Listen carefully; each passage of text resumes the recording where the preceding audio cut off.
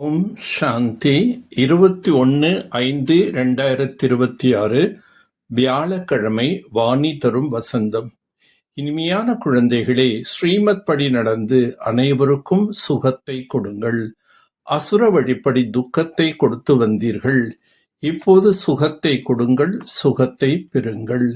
இது சுகம் மற்றும் துக்கத்திற்கான வெற்றி தோல்விக்கான விளையாட்டு என்பதை புத்திசாலி குழந்தைகள் புரிந்திருப்பார்கள். இப்போது அரை கல்பம் சுகத்திற்கான விளையாட்டு நடைபெற உள்ளது. அங்கு எந்தவிதமான துக்கம் இருக்காது. இப்பொழுது புதிய ராஜ்யம் வரவிருக்கின்றது. அதற்காக பாபா தன்னுடைய பரந்தாமம் என்ற வீட்டை விட்டு குழந்தைகளுக்கு கல்வி கற்றுத்தர வந்துள்ளார். இப்பொழுது முயற்சி செய்து உயர்ந்த பதவியை அடைந்தே தீர வேண்டும். ஆத்மா தமோ பிரதானமான ஆன காரணத்தினால் புத்தியற்றதாக ஆகிவிட்டது. இப்பொழுது எவ்வளவு புத்திசாலிகளாக ஆகிவிட்டீர்கள். இந்த உலகத்தில் யாருக்கும் சுகமே இல்லை. சாது சந்நியாசிகள் முதலியோர் கூட துக்கத்தில் உள்ளார்கள். நோய் முதலியவைகள் சாது சந்நியாசிகளுக்கும் வருகின்றது. உலகத்தில் துக்கத்தை தவிர வேறு எதுவுமே இல்லை. பாபா உங்களுடைய புத்தி என்ற பூட்டை திறந்து விட்டிருக்கின்றார். மற்ற மனிதர்களின் புத்தி காட்ரேஜ் பூட்டு போடப்பட்டுள்ளது. முற்றிலும் தமோ பிரதானமான புத்தி உள்ளவர்களாக ஆகிவிட்டார்கள். நீங்கள் ஸ்ரீமத் படி அனைவருக்கும் சுகத்தை தர வேண்டும். இந்த நாடகத்தில் பாரதவாசிகளுக்குத்தான் முழுமையான நடிப்பு உள்ளது. இப்பொழுது நாம் மனிதனிலிருந்து தேவதையாக, முள்ளிலிருந்து மலராக மாறிக்கொண்டிருக்கின்றோம். நீங்கள் அனைவரும் சீதைகள். பாபா மணமகன். அனைத்து நாயகிகளுக்கும் ஒரே ஒரு நாயகன்தான். அனைவரும் பக்தர்களாக உள்ளீர்கள். அனைத்து சீதைகளும் ராவணனின் சிறையில் சோகவனத்தில் இருக்கின்றார்கள். பகவான் தான் பக்தர்களை பாதுகாப்பவர் என்று அழைக்கப்படுகிறார். கலியுகத்தின் கடைசி நேரம் என்பதை மனிதர்கள் ஆழ்ந்த இருளில் மூழ்கியிருக்கின்ற காரணத்தினால் புரிந்து கொள்ளவில்லை. எதையெல்லாம் இந்த பழைய உலகத்தில் பார்க்கின்றீர்களோ அனைத்தும் விநாசம் ஆக போகின்றது. விநாசத்திற்காகத்தான் ஏற்பாடுகள் அனைத்தும் முழுமையாக நடந்து கொண்டிருக்கின்றது. நமக்கு எந்த மனிதனோ சாது சந்நியாசிகளோ கற்பிக்கவில்லை என்பது உங்களுக்கு தெரியும். சிவபாபா நமக்கு கற்பிக்கின்றார். இவர் தந்தையும் டீச்சரும் குருவாகவும் உள்ளார். இந்நேரம் அனைவருக்குள்ளும் 5 விகாரங்கள் என்ற கிரகணம் பிடித்துள்ளது. தேக அபிமானம் என்ற பூதம் வருவதால் மற்ற அனைத்தும் வந்து விடுகின்றது. ஆத்மா அபிமானியாக ஆகிவிடுங்கள் என்று தந்தை கூறுகின்றார். சித்திரங்களில் லக்ஷ்மிக்கு 4 புஜங்கள் காட்டப்படுகின்றன. 4 புஜங்கள் உடையவர்களின் குழந்தைகளும் 4 புஜங்கள் இருக்க வேண்டும் அல்லவா?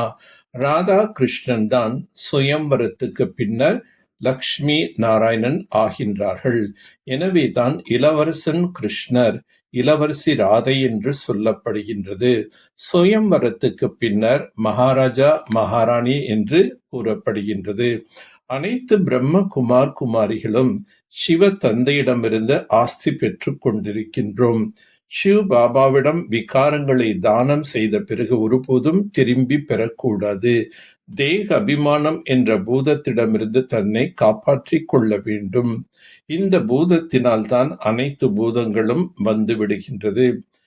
எனவே ஆத்மா அபிமானியாக இருக்க பயிற்சி செய்ய வேண்டும். காட்சிகளை பார்க்கும் ஆசை வேண்டாம். நோக்கத்தை முன்னால் வைத்து முயற்சி செய்யவும் ஸ்ரீமத்தின் மூலம் அனைவருக்கும் சுகத்தை கொடுக்க வேண்டும். செய்விப்பவரின் நினைவின் மூலமாக சேவையில் சதா பணிவுடன் காரியங்களை செய்யக்கூடிய கர்ம யோகியாக எந்த ஒரு காரியத்தையும் கர்ம யோகியின் நிலையில் மாற்றம் செய்யுங்கள். பெரும் காரியம் செய்பவர்களாக இல்லாமல் கர்ம யோகியாக இருங்கள். கர்மம் என்றால் நடைமுறை செயல்.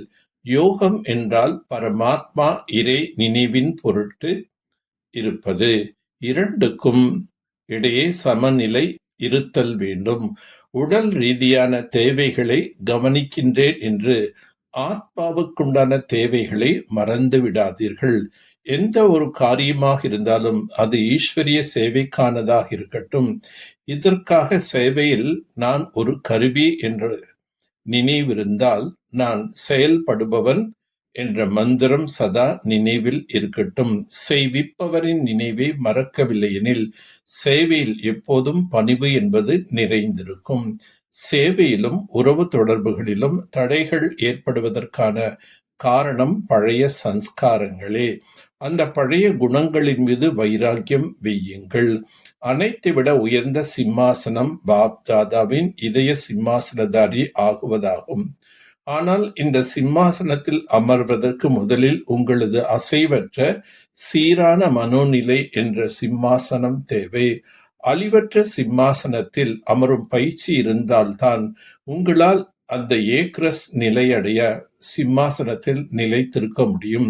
ஒரு தபஸ்வி எப்படி எப்போதும் தனது ஆசனத்தில் அமர்ந்திருக்கிறாரோ அதேபோல் நீங்கள் உங்கள் ஏக்ரஸ் ஆத்மநிலை என்ற ஆசனத்தில் வீற்றிருங்கள். இந்த ஆசனத்தை விடாமல் இருந்தால்தான் உங்களுக்கு உயர்ந்த சிம்மாசனம் கிடைக்கும். நல்லது. ஓம் சாந்தி. ஓம் ஓம் சாந்தி.